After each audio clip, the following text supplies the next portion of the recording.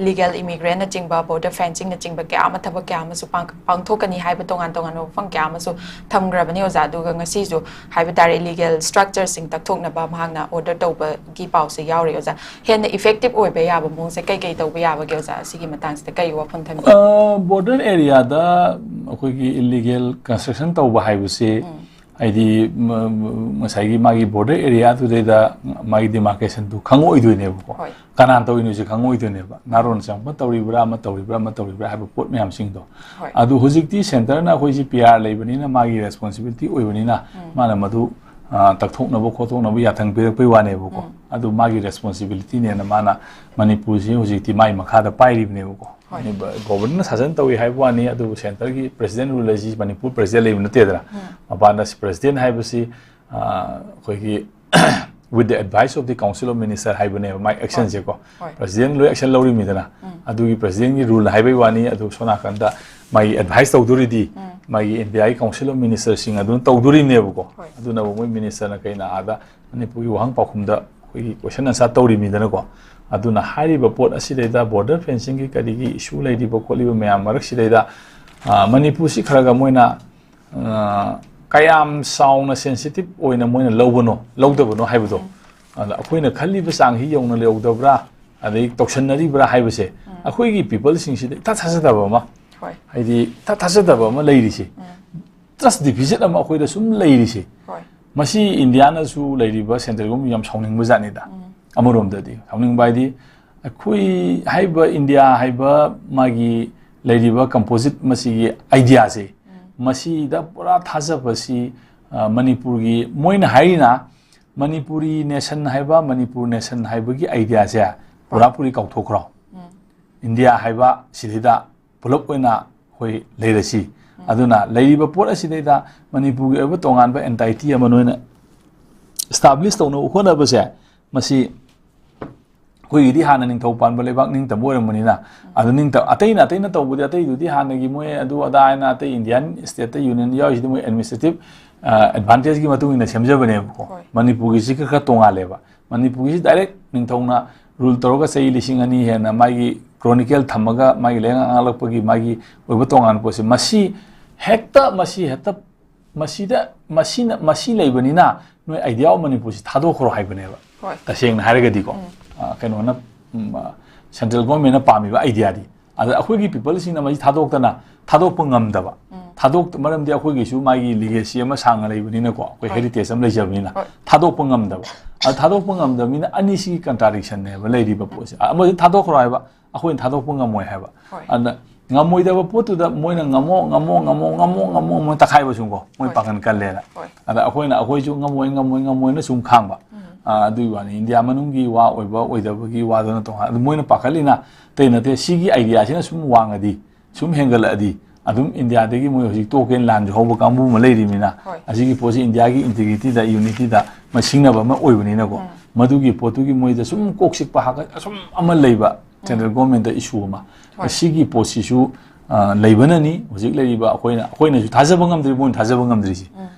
thajaba posi moina haina India manipur kai rasu manipur si thugai rasu mase hum thosu manga thosu madu india di kai dong na tamina india gi welfare gi damakta india gi administrative advantage gi damakta madu sembani tobuni haiba se noi mana thana yaw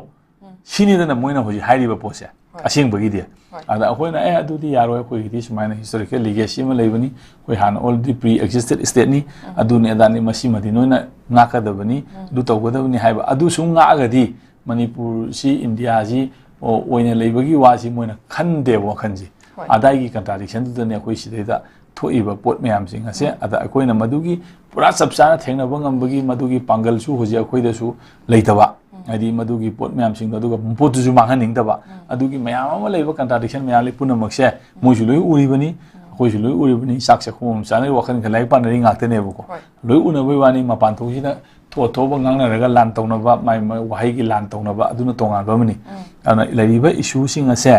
sai de gi loi horok ngakte ni aduna hai riba pochi leibani na moina phane amna tawi hai je akoina thaja ba mi ngamdri adu tawi hai ju madu afabagi oiram be yai ga khanba ngamdri ba adu moina ju masi tawi adum toksana bu su mayam yaw khiuni na adu gi pot mayam sing je masi gi trust deficit se masi akoi karam kanda ko ko dino haibu ngamde ado masi kolokpa matamdane magi phaba idea phaba haitare ne ko adi ko pangam gari phari haitamni ado ngamgiduna pugi maikaiduna tongan wa amani karam nangam doino iduna wa amane ko adugi pot mayam sing adu hoi yeng wasangi adu lairiba posidi issue sidi man hek tawbada amana ngangi ba man hek tawbada ngangi trust deficit to leina bagine ba ana masigi posi kamaina overcome tawbadagi haibudo masi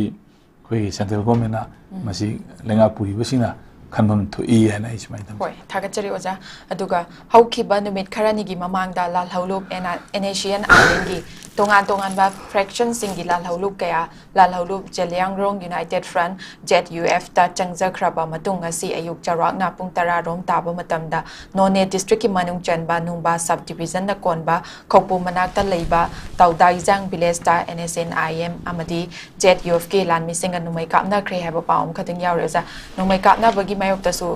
khunja sing na rally chat khre bane ja sumaina khigi kapna ba khotpa thokpa thodok sine khoi kunja sing da su tang du leita da ba khoi charing charang na ba ma thokhan bagi phibam leirse uza karmai ni baza da di nomai kapa adu toba haibisi nungai ba bot na te dana ko loina mo apprehension lei akiba phawi nomai mo ko lei se me si ba bot ni na rosgula di na ta bani na ko adugi rosgula matum pai haire bo di khullaga sare hai ju khara bhai nong nuru pai pai si da pho khudam di na te dana ko adana praja sing di miyam sing nomai pai da ma defend to bangam da ba kamu sing di amanu ka ke kapna ke kapu kapna bo gera sana sielaga thaido ga leiba haibisi di natural cause ne bu ko duri di side da nomai kapna ri bagi idea se ene se na yong ga khoi ge Jelyangrong United Front se kapna ri si masi yamna aruba khoi ne ta khaba da khai yaure na haibi ya da mayam le yam sang ma maram mayam le ba ene se na ayeng ga khaplang ga yana da bagi maram si ya tawbagi maram le dana ko sugumba mayam ma de gi Jelyangrong haibu ju asi moina di nagagi manung da yaw na ba na tawriba pot ne haibu ne ko ad Jelyangrong asi su magi tribe khara na punjala ga haitare de rongmai lyangmai le dana ko sugumba mayam sing jemai si mayam sing si pulla ga si da mana ta ba region du Jelyangrong region ne mu semgal imne ba naga haiba idea ama pa na semgal pa sumaina mu su ko jela adu gi contradiction su leiba mo ji adu contradiction su leiba at the same time hojigi leiba kamu sing asiga NSNIM ga NSN khamlang contradiction marak gi su adum ngawai gi leiba pop mayam si tong yawno mayam leiba ko sigi ningdom pona ba mayam sing aduna maram murakanda mukodo khulai paina banina kai gumba tanza khudong saban ta kainoma to ko madamda adum mai maru du nan thokna bai wani da dong sada ba do thokna ba haitare ko amano ana masigi pose adum lei hini khara ko sanang hak tap tabi ai abi issue si loidri ba yamna chronic oiba issue ni chahi yam sanga ba issue ni ana haiba pose de da koina hekta si magi manungi lariba mayam loi puthoga haiba su yade an leiba aina hints khara thamjabai wane ko aina khanbada adai area du dagi tholok oigani ana ai amai thamjage hoi thakachiri oja